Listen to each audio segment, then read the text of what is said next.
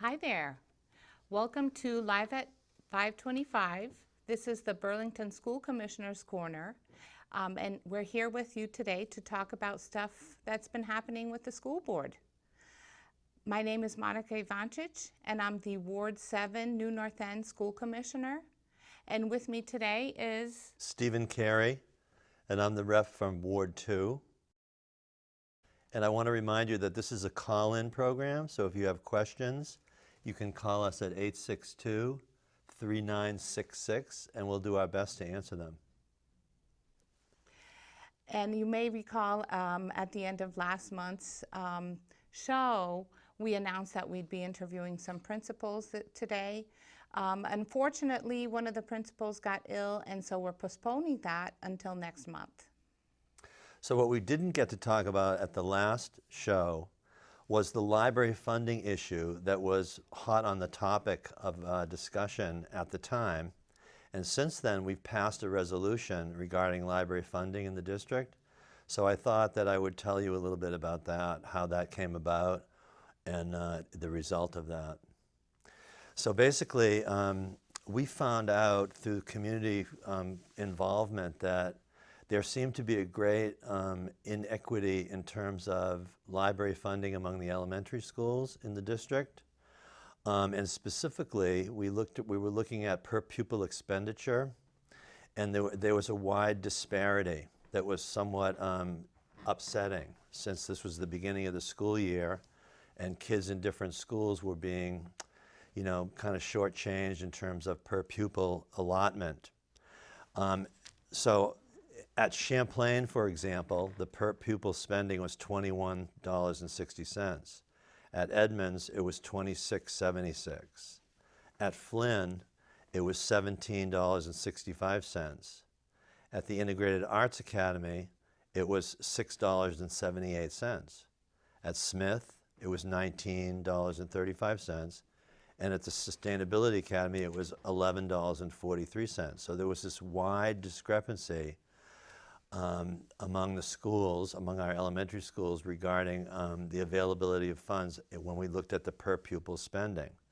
Now that's a big difference. Yes, it was. Right. And from school to school. Yes, and we talked, we were talking about the reasons why, and there are various reasons why. It was not a malicious intent in any way, but for various reasons, those numbers came forth, and luckily some community members informed us of it, so we decided that we need to do some action. And some librarians as well. Yes, some librarians, and we very much appreciate, by the way, communication with our community. So the per pupil expenditure was something that was alarming. So what happened was, we brought this to the attention of the leadership right away. And from various personnel, we got information around the district. We had an open discussion at a board meeting, and we had a lot of public commentary regarding this issue. And it was put on hold. The funding, the equitable funding that we would like to see was put on hold. So there was really no immediate plan to provide equitable funding for the elementary schools. So the board at that point stepped in with a resolution. Yes, and this inequitable funding has actually been going on for years. Yes. Because I remember the librarian at the Sustainability Academy, she talked about it for, several years leading up to this. Yes. And the reality is that, schools, we can make guesses about what we think is adequate funding for various programs in each of the schools, but in reality, those are only the best possible guesses that we can make. And as the years unfold and different students' needs are met in different ways in different schools, the funding varies. So whatever the reason behind the inequitable funding that we saw, the bottom line was the kids needed more resources in different schools, and it was glaringly disparate in the district. So on October 10th, the board passed a resolution that was sponsored by Kathy Alwell, Monika, myself, and Keith Pillsbury. And I'll read it. It has three components to it. The first component is simply that the district establishes an inter-elementary school librarian council that meets regularly with district leadership personnel and proposes yearly elementary library expenditure goals that accommodate each school's specific population and related special needs. So we wanted to make sure that as we move forward with funding our libraries, that there is this inter-school communication going on with the principals and the librarians so that everyone knows what everyone else is doing and there's open discussion about funding. That is happening as we speak. So that's already in place. The second part of the resolution reads as follows. Resolved that the district update elementary library funding for school year 2019-20 to a minimum of $8,000 for each school. If required, the superintendent is permitted to exceed the fiscal year 2020 budget for this purpose, despite the prohibitions for executive limitations 2.3 financial conditions and activities as a result of this action. So the $8,000 was the figure that came from the original information we got about the budgets for the different elementary schools, and that was the budget set aside for Edmonds. And the budgetary estimates for each school vary, but we thought that the $8,000 would be the fairest because it was the largest.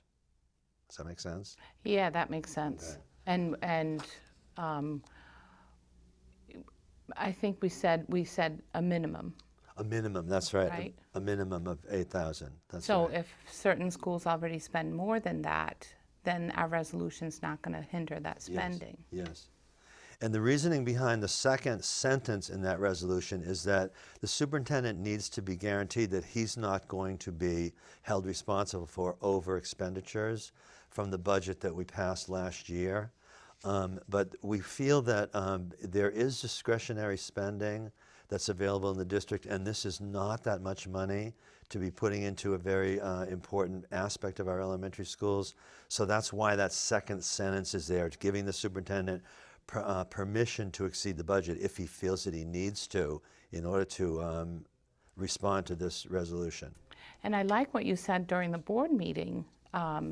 I don't know if you could reiterate a little bit, but that this has to do with reading. It's like a basic learning ability for kids. And at the two schools, IAA and SA, where we have a high population of EL children and FRL children, free and reduced lunch children, is where we're spending the least on library books for these children to learn, and they're updated library books. Yes. Or, they're missing the updated ones. Yes. So one of the items of discussion, as Monika was talking about, one of the items of discussion was, well, what if the art department needs this or the sports department needs this in order to equitably fund the programs of different schools? But again, the library is different because it's an essential focus of primary education is reading and literacy. And especially in the 21st century when libraries are the focus of a lot of the technology instruction that happens in the schools too.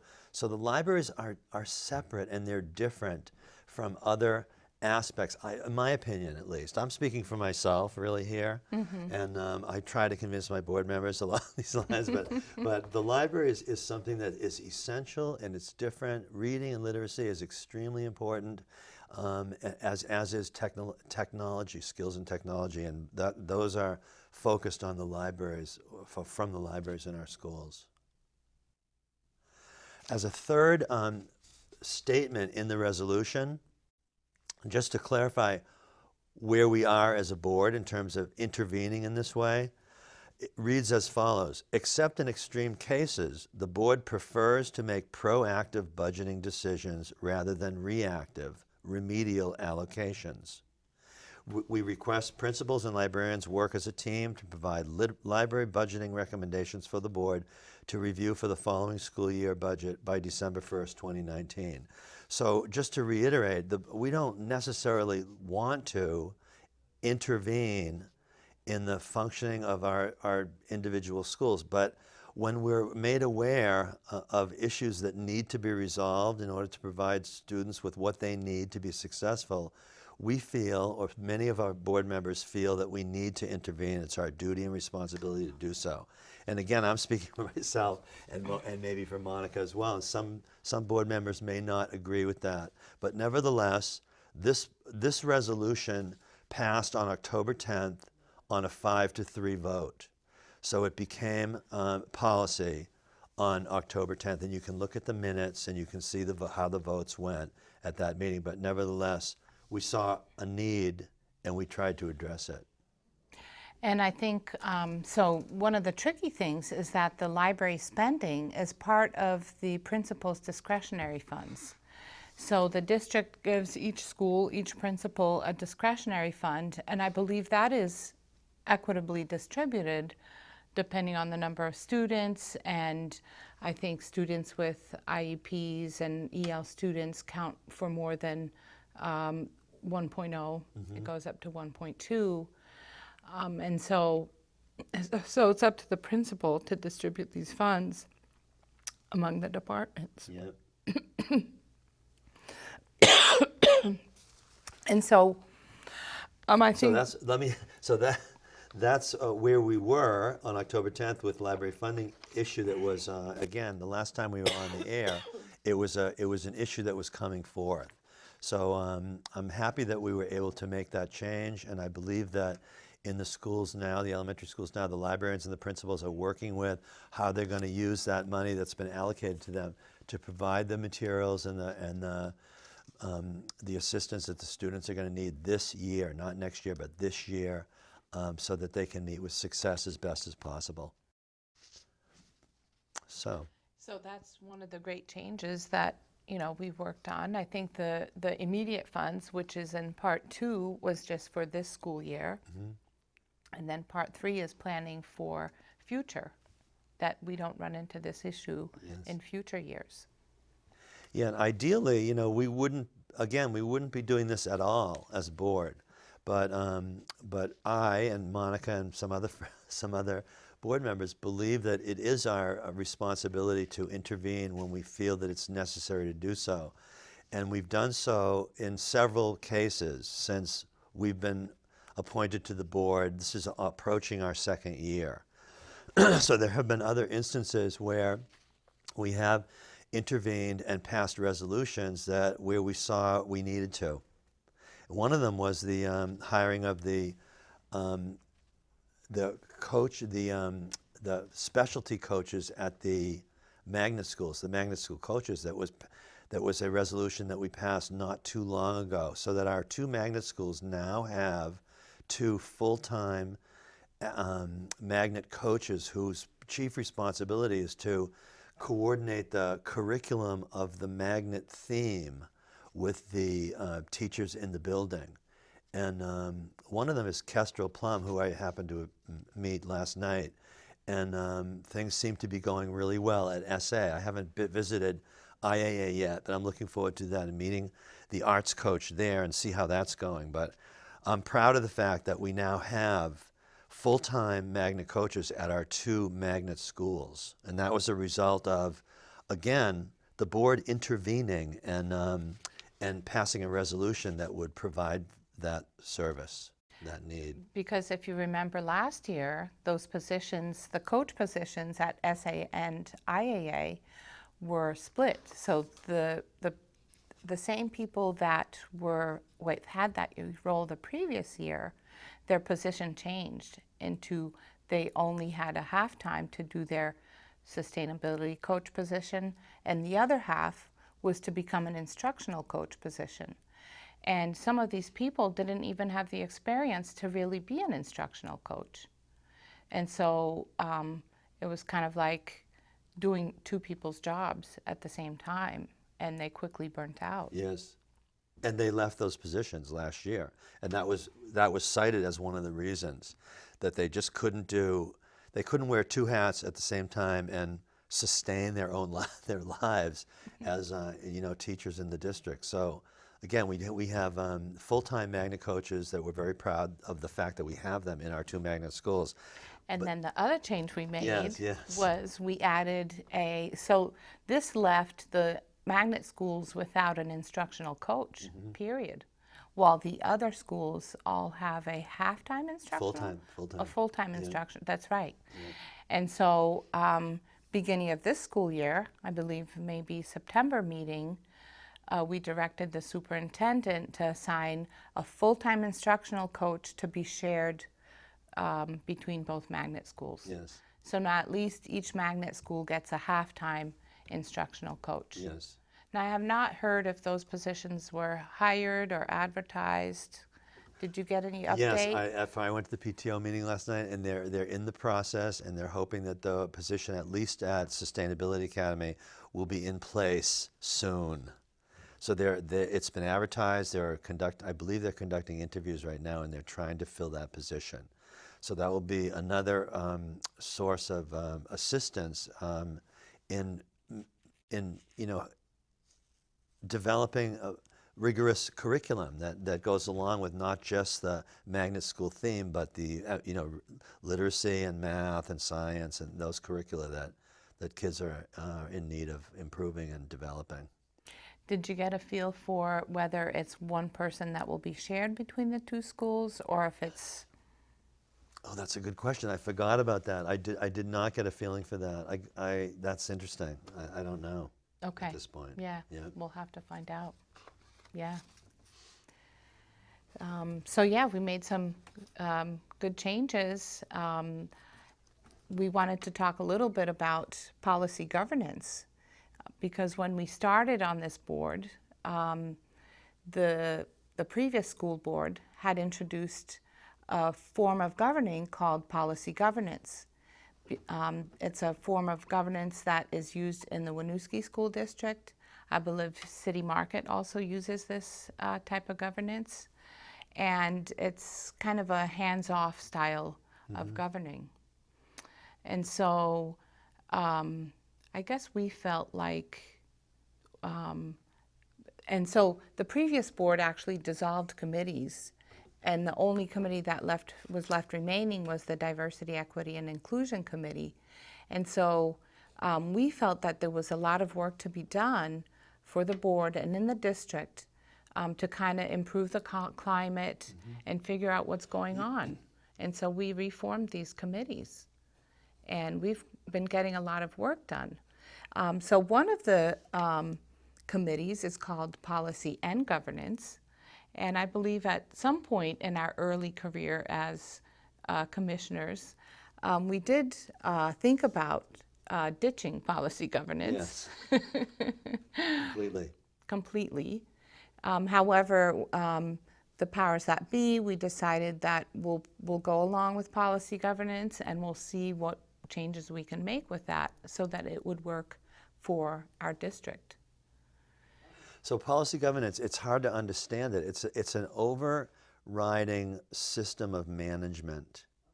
And when we were initiated to our board positions, excuse me, we were told that our only responsibility as board members would be to hire the superintendent and to evaluate the superintendent, and that was it.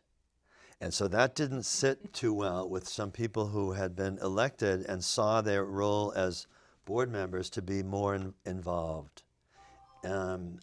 So the Policy Governance Committee that Monika just mentioned has been focusing on adjusting the language of the policy governance document so that it would better fit with our needs and the way we think Burlington School District should be run. And so we've made several adaptations to the policy governance overriding document as we've been on the board. And that happens regularly. Commissioner Fisher is an excellent, precise thinker, and he's done some fabulous work in terms of revising or clarifying the policy governance document, which is still in effect. Right. Yeah. And one of the big things we did is, like a year ago, heading into that school year, we knew that we were going to need a lot of principal hires. We had a few interim principals. Perhaps at that point we didn't know we didn't need quite as many as we ended up needing. And so we changed policy to make sure that the community was involved, because teachers at individual schools didn't feel like they were involved in principal hiring. Families at the schools didn't feel that way. So we made sure the new policy includes those stakeholders in like a principal search. Yeah. So that's, one example. And I think we should move along to another topic, because all of a sudden the time is I know. is going quickly. So I was going to talk a little bit about the equal pay movement that was initiated by our Burlington High School girls soccer team. Great. That's been really exciting in the news. So essentially, at the Friday, October 18th game, some big history happened. And the girls were wearing a hashtag equal pay t-shirt under their team t-shirts. And so I think the original plan was the girls were going to flash that during the game or something, but 4 of them got so excited that they took their team t-shirt off and displayed their hashtag equal pay t-shirt. And the 4 of them got yellow cards. Yes, yeah. So they got penalties for doing that.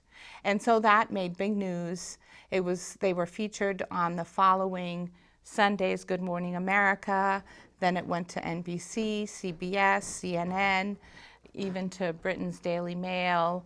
Wow. Remember, we got a text from Martine saying that Hillary Clinton tweeted it, yes. and then the next thing you know, The Guardian picked up the story. So the whole idea of this equal pay movement by our girls soccer team started with one of the team players, Helen Warden. She's a 17-year-old senior, and she's the co-captain of the soccer team. So she went to France and attended a U.S. Women's Soccer World Cup game in France in July. And everyone in the stadium started chanting equal pay, equal pay for our women's U.S. soccer team, in solidarity with our U.S. women's soccer team. And so she brought this idea to her own soccer team, and everybody on the team was very supportive and said, yeah, let's do it. Let's go for it. They partnered with a Vermont initiative to erase gender wage gap called Change the Story. Actually, Change the Story is fueled by 3 partners: Vermont Women's Fund, Vermont Commission on Women, and the Vermont Works for Women. And they're about making this equal pay thing public and aware, and working towards making change, towards making it so that every woman would get paid equally as men. That's great. So the girls are raising funds by selling these jerseys that cost $25. And if you Google Change the Story VT, you can get a link to buy that t-shirt from there. The cost of the shirt is $25, and men are asked to pay $4.80 more, which reflects which is a 16% donation representing the wage gap in Vermont. So in Vermont, women earn 84 cents to a men's dollar. Wow. So equal jobs, women earn less. Wow. The proceeds from this will go to the Greater Burlington girls soccer team, where some of the players first learned how to dribble and pass. Oh, that's great.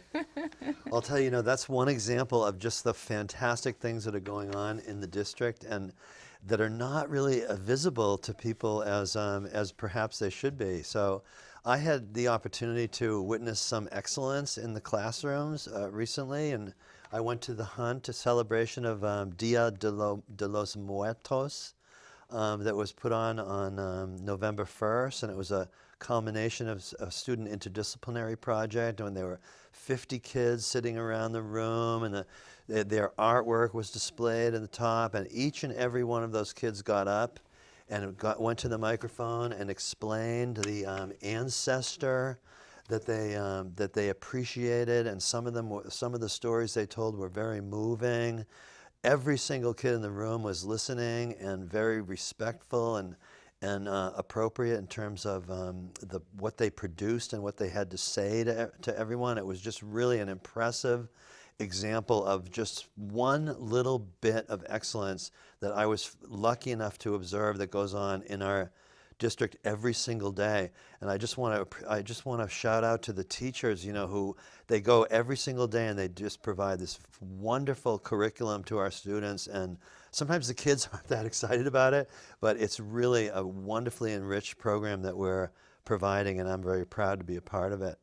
Another example, can I talk about another example? Yeah, sure. Another example was the Champlain Elementary Multicultural Night that happened a couple of weeks ago. It was a fantastic Friday night celebration, and when you walked into that gymnasium and you saw the different exhibits that represented the cultures here in Burlington and from around the world, it was absolutely a beautiful picture of the international nature of our citizenry here. In Burlington, there were African dancers. There was drumming. There was a guest trumpet artist. There was a beautiful representation of dancing from an Asian culture. The kids went around and got passports. There was food. It was just an incredibly diverse and wonderful experience for everyone who was there, including me. The other thing I'll mention about is Sustainability Academy, because I learned this just last night. The Sustainability Academy has had 8 field trips already this year to Shelburne Farms. And basically the different classes go on specific nature/science observation field trips guided by the new sustainability coach, Kestrel Plump, who worked at Shelburne Farm. So she has a vast knowledge of the different programs available and appropriate for K through 5 classes there. And so they've already been on 8 field trips, and she wants the district to know that people are more than welcome to attend if at all possible. You can find out and go on any of these field trips with them and learn about the woods or maple syrup making or the animals. There are so many topics that they cover throughout the year, but those are just 3 examples of things that I saw recently in our district that go on, and in fact these kinds of things go on every single day, so we can be very proud of that. So did they talk about, I know a year ago the 5th graders at SA went to Shelburne Farms for a whole week, like every day of the week. Oh, is it like a camp? Is it during the school year? It was just at the beginning of the year, Okay. like an immersion. Yeah. But they came home every day, of course. Yeah, there's so much going on, and it's great to be invited to things like this, and it's great to be able to participate. But be aware that there, in the 10 different schools that we have, I believe there are 10. Yes. And the hundreds of employees, I believe there are Actually, thousands. there's 9. There are 9. Unless you include On Top and Horizons as a separate school. We'll include that. And with all the different schools and all of the employees and everyone working to provide an appropriate education for our multicultural students here in Burlington, it's just a thrill to be a part of it and to be aware of what's going on.